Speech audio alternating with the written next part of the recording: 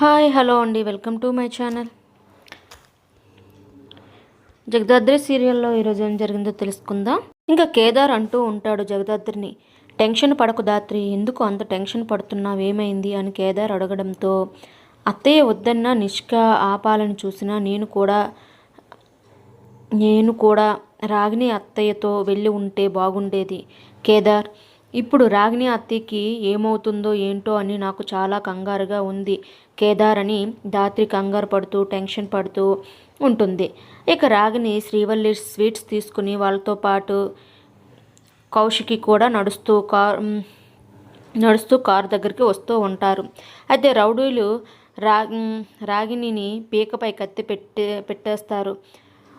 దాంతో శ్రీవల్లి కౌశికి చాలా షాకింగ్గా చూస్తూ ఉంటారు. అయితే తాయారు ఇదంతా చేయిస్తూ ఉంటుంది.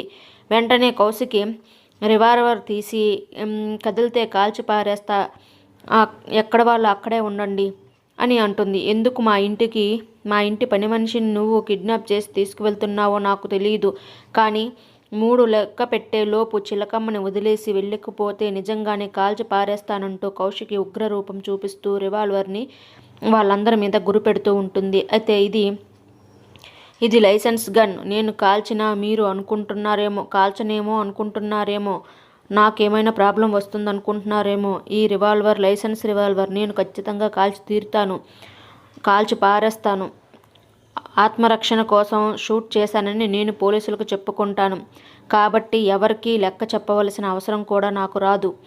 నేను కాల్చనన్న డౌట్ అయితే మీరు అస్సలు పెట్టుకోకండి, నేను ఖచ్చితంగా షూట్ చేస్తాను అని 1 2 లెక్క పెడుతూ ఉంటుంది. 1 2 3 అని లెక్క పెడుతూ ఉంటుంది. ఇంకోవైపు ఆశ్రమం దగ్గర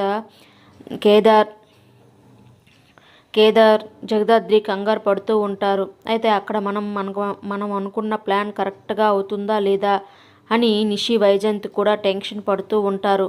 అయితే కౌశికి రివాల్వర్ని గురిపెట్టింది కాబట్టి రాగిణిని వదిలేసి వెళ్ళిపోతారా, కౌశికి ప్రమాదంలో పడుతుందా, అసలు ఏం జరుగుతుందో తెలుసుకుందాం నెక్స్ట్ ఎపిసోడ్లో.